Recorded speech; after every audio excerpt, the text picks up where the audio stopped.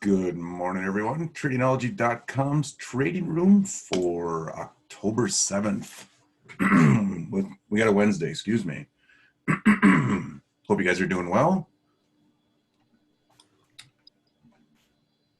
I was just on the cusp of actually taking a little trade on the ES, so I took a quick exit on profit just so I can start with you guys. Got to feel this is going to shoot up here. Got some nice movement on the price signals, but instead of riding my stop up, I'll have a chat with Dave about gold and silver and whatever else is of current events this fine morning. How are you doing, Dave? Good morning, everybody. Good morning. Yeah, so complete reversal from yesterday. Interesting. Of course, the president backed down from his statement they were not gonna do a deal. Yeah, what did I see later on? We'll do a deal if it's just $1,200 for everyone. I'll sign that right now. It was like 10 o'clock at night or something. He's like, send me the deal. How incredible is that? I mean, to think about the fragility of the market, not fragility, but fragility. Here's the thing that kills me though. As soon as the tweet came out, did everyone sitting in front of their terminal hit the sell button at the exact same time? Because Right. within seconds, it went down. So either the president has a tweet button over here where he tweets stuff out, and then he's got a little sell button over here where the entire market he just hits the sell button and it goes down. I think that's the way it goes. Because I can't imagine, thousands of traders sitting in front of their terminals, seeing the tweet, and then all hitting the sell button at the exact same time. Right. I think there was I noticed something too over the weekend. I think it was when he was in the hospital and there was tweets coming out. It's like they're showing him live somewhere and there's stuff coming out. So he's not actually the one pushing the button for Twitter. We figured that out. Yeah. I always wondered about that. Is it actually him on a phone typing it in, or is it somebody doing it for him? I know. I had this image of him like, his little thumbs. Good morning, Andre. Good to see you. I'm surprised you have a fat finger more often. Right. Morning, Andre. So let's do some gold and silver charts because I think we had our mutual friend Mike had a great video out. Mike Maloney had a great video out yesterday or the day before. Yeah, interesting timing. I think he heard us talking about it. Yeah. I mean, he was just like, he had a terrific chart there, which we can't replicate, but he had a beautiful chart of the 1970s bull market in gold compared to what's going on right now, and they line up really, really well. We may not see exactly the same thing, but I thought his case was compelling for a nice rise in gold. Yeah, it's definitely an interesting conversation, at least. Yeah. And his target was over 11,000 before 2023. Just FYI, not my prediction. That was Mike's kind of analysis there. So let's take a look at I wonder how far back you can go there if you got a GLD. I got 20 years on my daily. Yeah. Okay. Yeah, let's go way back. 20 years isn't going to be enough to get back to 1970, but at least we can kind of get a long-term trend going here. See what that looks like. We could turn it into a monthly chart too.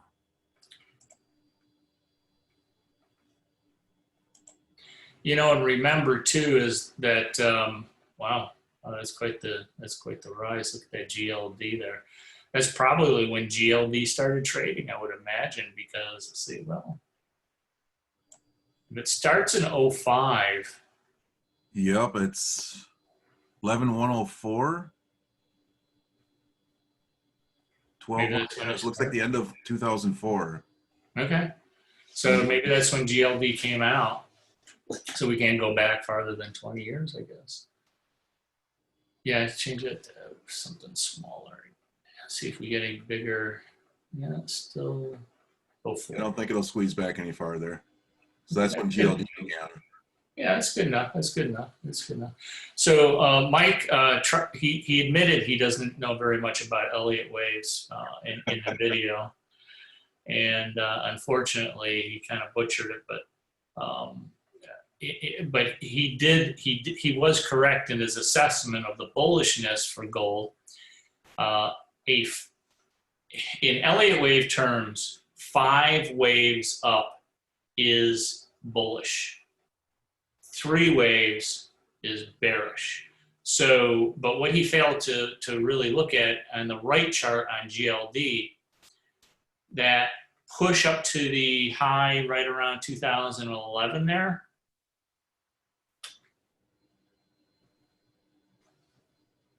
Yeah, there we go, right in there. If you, maybe you can even circle that with your drawing tools. Put a little circle around that.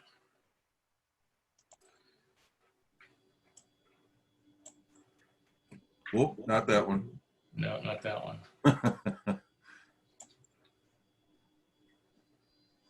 Let me tweak this back.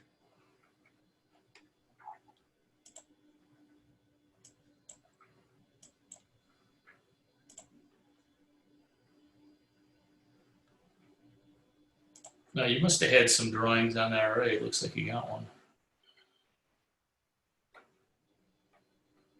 The trick was don't click and drag on that. I forgot to just click and move. Yeah, that's right. Yeah. So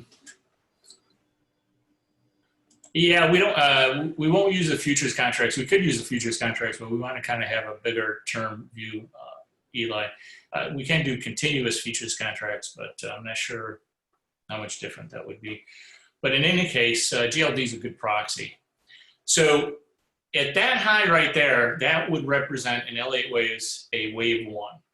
So that's the move higher.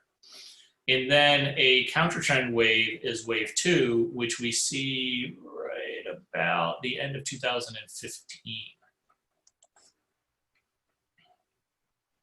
which looks like kind of like the bottom there.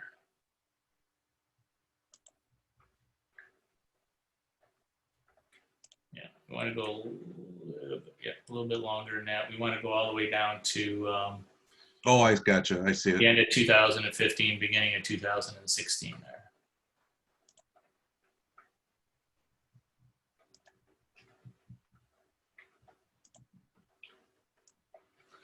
So at that point, that would be wave 2. Wave 2 would be a counter trend rally. And then from that point, and we draw a little circle around there, and then we go up to where we are at 194.45. That would be the beginning, at least, of a third wave. Now, it can't be the end of a third wave because the third wave in Elliott wave terms is the largest wave of 5 higher. So the move does not end until the 5th wave takes place. And right now we've got a 1, 2, 3 at the top. Well, it's not even the end of that wave yet. So I don't even know if we can call it the end of that wave because it's not higher than the first wave. The first wave was from about 41 up to about 176. Right at the beginning of that. And it could have been even further back than that, right? But that's only when GLD started. We could take a look, I suppose, at you go back to 1971 after we went off the gold standard. We had quite a few, moves higher from there. But this is just kind of to give you kind of a general idea of how the wave structure works that Mike was trying to point out. He did point out 3 waves, but that can't terminate. That cannot be the end of a bullish cycle in Elliott wave terms. That's all I'm trying to point out. So if that is correct, and this is an Elliott wave, then wave 3 has to be larger than any of the other waves higher. So wave 1 there is like about 130 points. So wave 3, which we're currently in from that low at the end of 2015, has to be more than 130 points, which would bring it up to about 260 or so, if I'm reading that correctly, because it looks like it bottomed at about, no, it bottomed at 100. So 100 plus 130 of the first wave would bring it up to 260. That would be the end of the first wave of gold, or the third wave of gold. And it has to even exceed that because it has to be the largest wave. So if we're in a long-term bull market in gold, then we have quite a bit ways to go here. It has to exceed 260 NGLD. That's my point. We're looking at going way up here and Yes. putting my extra time back in. Yep. So yeah, if we kind of scrunched out a little bit here, then we're talking about, yeah, I'm not sure how I'll much. bring that back in.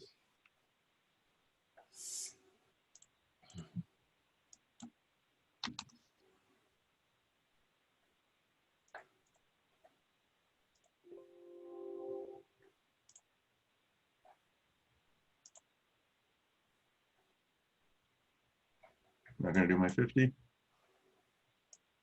I think you can just crunch up the sides there too, maybe. The right, yeah.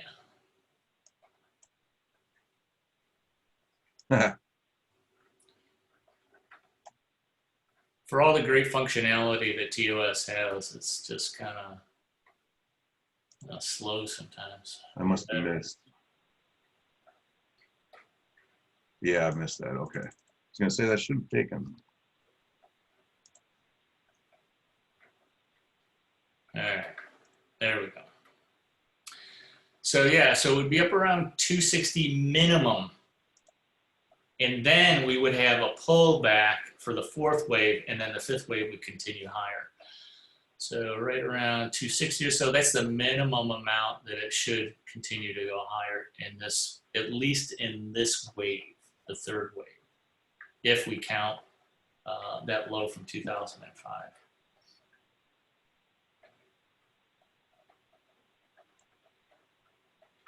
Kevin says a giant head and shoulders top.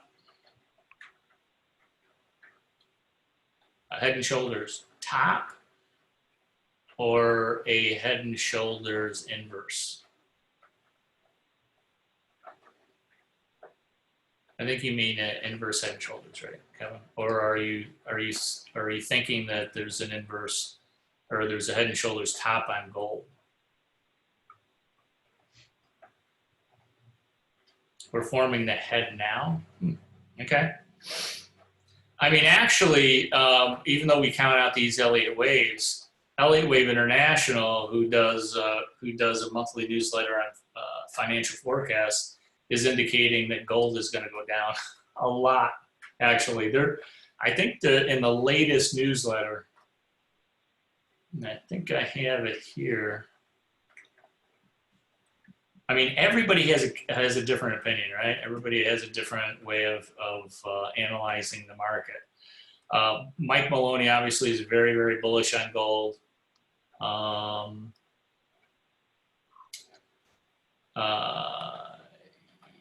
Yeah, so here it is here. It says short-term gold continued to decline through September.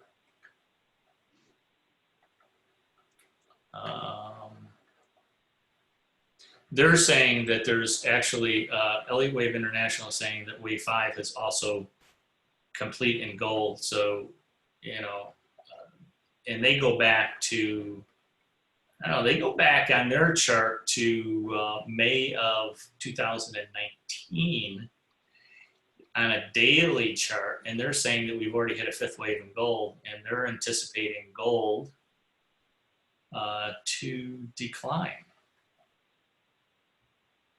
fairly significantly. Back below, what's their target here?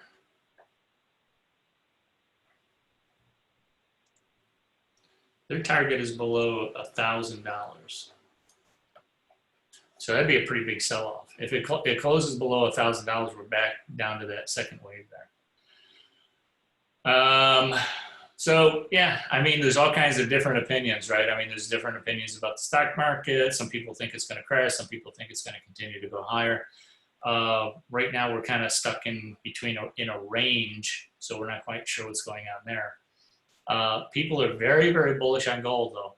And one of the things that does kind of concern me about gold is that there was a lot of bullishness in March of this year, right? Yep.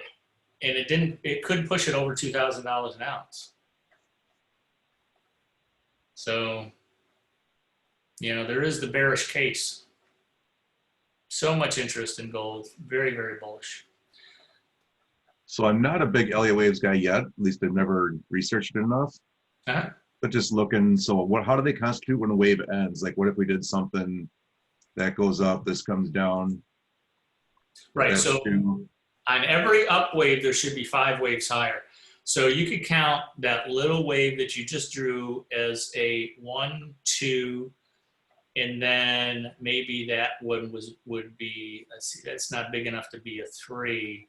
You'd have to go all the way up to, no, the top one would be the 3. The pullback, I don't know. It could be even the one way back in middle of 2016. That could be 1. The 2 is down. I don't know. It has to be 5 waves up though. So wave 1 is an up wave, but it has to be 5 waves. Wave 3 is 5 waves also. The counter trend rallies 2 and 4 are 3 waves. So on the wave down from that top that we just identified at the end of 2011 there, that has to be 3 waves. 1, 2, 3. Now that looks like 5 waves. So yeah, so I don't know. They're saying that if anything is in a 5-wave pattern, if it is a 5-wave pattern down, that's the true trend. If it's a 5-wave pattern up, it's the true trend.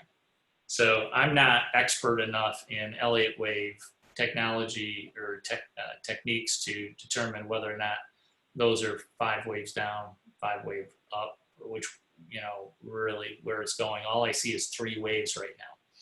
So if you really count the big waves here on the monthly charts, you've got 3 waves up, which is a counter trend rally to the long-term trend, which could indicate that we are in a counter trend rally and we will decline significantly from here. Sure. Yeah. And I suppose, like you say, it's all about context. If you put this on a daily chart, you'll have something entirely different. Yeah, or a weekly, you might see something different. So, why don't you go to a weekly, see how far you can go back on a weekly, see if we see anything a little bit more defined.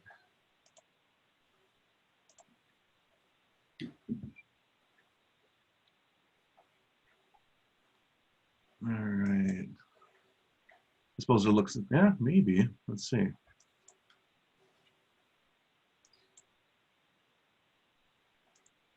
Move this. Of course, toss always slows down when you're recording and doing things live. That's Murphy's Law. There we go. So that could be 1, 2. The third wave is always the largest though. So we could count that as 1, then down to 2, then way up to 3. But then there's no 5th wave. 3. Yeah, maybe that's why we had such a big pullback from that, because it was a counter trend. And then if we go down, we got the next one lower would be, that would be a 3rd wave because it's the largest. That's a 3rd wave. 1, so 2, 2, 3, 4, rally 4, and then 5. Then 5's too big again. No, that's not. It would probably be pretty close to the 3rd wave. Pretty close anyway. And then what do we got? We've got just a mess. 1, 2, 3, 4, 5.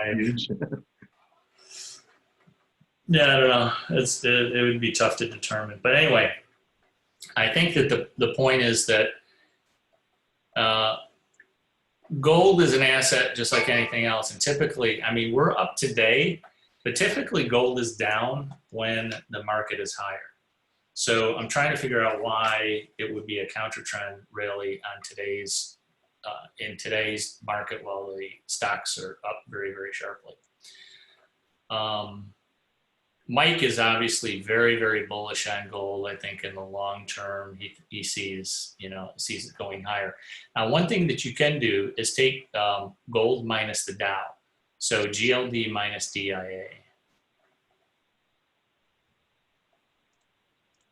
We want to take the Dow in gold terms.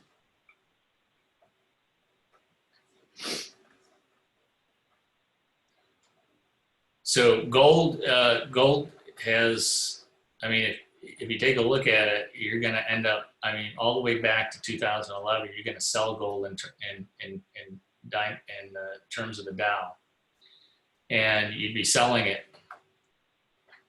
You'd be short gold and long the diamonds, and you would have done very, very, very well. We had a spike here. Very, very, back in March, higher. That's when gold outperformed the Dow. And now we're starting to see a retrace of that.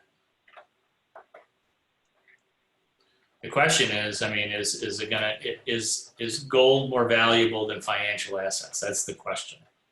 And since 2010, 2011, it hasn't been. You would have been better off just buying the diamonds and not doing anything with gold at all. And right now we see a sharp move higher, but it's also retraced. Looks like about a little bit more than 50%. So if you got your fib retracement, why don't you put that on there and see where we are? No, it's the next one up, the percent. There it is. Yeah.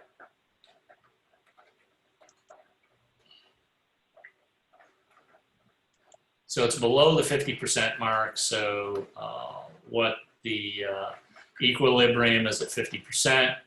We fell below that. We're down in the lower quadrant in the 25% level. Well, you got 75 there, but I drew it the opposite way up. I'm good at that. yeah, so that's okay. So we're down in that lower quadrant. In order for the trend to continue to move higher, it would have to be above that 50% level. And right now, it looks like it's just kind of in a sideways trading range. But it doesn't look strong compared to the Dow. So, so that's where we are on gold. I don't really have any strong opinions on gold. I don't have any positions in gold right now. I think at some point when we get this hyperinflation that we've been discussing, we're going to get a lot higher gold prices. But that may not come until after we've hit a low, I think, in the gold diamond ratio. I was thinking about it last time when I was talking to some friends, and they're like, you were talking about this recession thing around this time this year, and it took till this year to get here. It kind of feels the same thing about the hyperinflation conversation, where it's like, yeah, we know it's coming, and we know it's going to be there. It's just a matter of when. I kind of had like deja vu talking about recession versus hyperinflation potentially. Yeah, we could end up being in it for a very, very long time. Things always happen. You see things that are going to happen pretty clearly because you can see the trend, but the way it plays out is always much longer than you think it's going to happen. Sure. Everybody thinks that there's going to be a collapse of the U.S. government because of all of this, money printing that's going on. That's not true, though. I mean, they could end up printing quadrillions of dollars before we collapse, That's the nice thing about printing your own currency. Silver probably will outperform gold, BD. And I would wait until silver went single digits again before I bought it. I just think that there was so many people buying silver and gold, and it wasn't able to push past 30. In the far as the market goes, it just doesn't seem like there was enough momentum behind silver to push it above 30, which is very, very strange. We had a lot of momentum going in. It kind of petered out after July or so, July, August there, whatever that is, August 8th. And it just couldn't move any higher. I'm surprised because everybody I knew was in gold. Everybody. And it couldn't get past 30. We may see silver back down to those lows again at 10. The other conversation that we hear too is, yeah, if gold does suddenly take off, people can't afford it. That's when silver might take off because they can afford that. They say, I get more bang for my buck in silver. That's what could possibly make silver explode right along with it. Yep. And I think silver will outperform, definitely. But I would wait to see silver down around that $10 level or even break that $10 level before I go long. Kevin says he has a leap option on GLD and doing pretty well. Good. Hope it stays that way. So here's your gold silver ratio where we saw that peak, GLD minus SLV, 172. Yes, that was a great short. I put that in the RTUS. That was just an unbelievable opportunity. It's never been that high, and it was a real strong prediction that we're going to get a much deeper recession than other people. That, along with the inverted yield curve that we saw last year, again, that was last year. Mm-hmm. Yeah, it was over a year ago now. So it's taken a long time to play out. Before we wrap up here, because we're getting kind of late, I got a couple of notes. Number one is our friend Thomas, who isn't able to make the live stream, reminded us that VolQ is a new futures contract on the CME. I don't know if you can pull it up on, can you? Oh, yeah, there it is. No, that's not it. Well, that's a different one. That's the difference. That's the that's like the up-down volume on the NYSE. It's I don't think they have it yet on Thinkorswim. I haven't checked on Tasty Trade yet, but it's VOLQ, and it's a new volatility contract, just like the VIX contract, futures contract for the NASDAQ. Also in RTUS, if you didn't see it, I am looking at a beaten up stock called Cushco. I believe that's the name of it. Sounds right. I think you're right. And the symbol is KSHB. Yeah, it's Cushco Holdings. They have earnings coming out on the 28th. These guys are actually really big. I didn't realize how big these guys are. But they make containers and packaging supplies for the cannabis industry. Ah. Yeah, and these guys are big deals. They do a lot. Oh, there it is on TradingView. Yeah, okay. But they do a lot in the space. And if you believe that cannabis is going to be a much bigger industry than it is right now, these are the guys selling the shovels to the miners. I'll call the farmers the miners who are growing the marijuana, and these guys are selling the shovels to them. They're selling the packaging so they can package up their goods very, very well. Now it's only 51 cents. It's been beaten up really, really bad. If you go way back, you'd have to. I think you can go back farther than that. I think it was at $5 or $6 at one time. Yeah, there we go. Yeah, beaten up. It was $7 back in early 2018. Probably about the same time that Tilray hit its high. It was quite a bit of, that's the initial. They IPO'd and it screamed up to 10 and it came right back down. Yeah. And then it got up in 2018 to back up around 8 or 9. And then it's just been beaten up ever since. I'm not saying it's a buy. No financial advice here. I'm just keeping it on my radar because it has been beaten up really bad. But if you go to the RTUS, there's a link in there. And let me see if I can grab it. And I'll put it here in the chat. Take a look at the video that Cushco, there it is right there. They're big. They're much bigger than I thought. October 28th, they're coming out with earnings. And, hey, they've been beaten up real bad. So if you're into that sector, if you like the cannabis industry, you think long-term it's going to be good, these guys are pretty good, and they have been profitable. I think if I looked at their earnings stuff on Thinkorswim, no, they lost 5 cents in the last quarter, but in the 16 cents and 9 cents. I think it's probably because of the cannabis industry. They have been losing money every quarter. No, they haven't been profitable. But like a few cents per share. But I guess if you look, I mean, if you believe that the cannabis industry is going to do well over the long term, these guys are selling the shovels to the miners. It's the commodity for the industry. Yes, packaging, and they come out with innovative new packaging. In that video, there they have he makes a statement that they're now creating biodegradable packaging. So, Ooh, gotcha. yeah, they're innovating too. Kevin says VXX is going well. Made a mistake on my October 23rd expiration launch and still made a $75 profit. Good for you. Good for you, Kevin. Very nice. Yesterday must have saw some pain, but today you're back. But we'll see what happens in the stock market. Big sell-off yesterday. Somebody hit the button and everybody sold. So I didn't get the memo in time because I was putting on some puts on the DIA. I thought I would have time to put it on, and I didn't. And I put the order in, but didn't get filled. So we'll see what happens today. Things tend to repeat themselves. If we get up to certain levels and we sell off again, maybe it's a change in trend. Who knows? September 3rd, so far, intraday is the high. If we surpass that, we're probably going to new highs. If not, anything's possible. Yep. anything is possible. Kevin says it's a pretty forgiving trade, which is nice for learning. Exactly. That's the beautiful thing about trades that have hedges. Yep. Absolutely. That is true.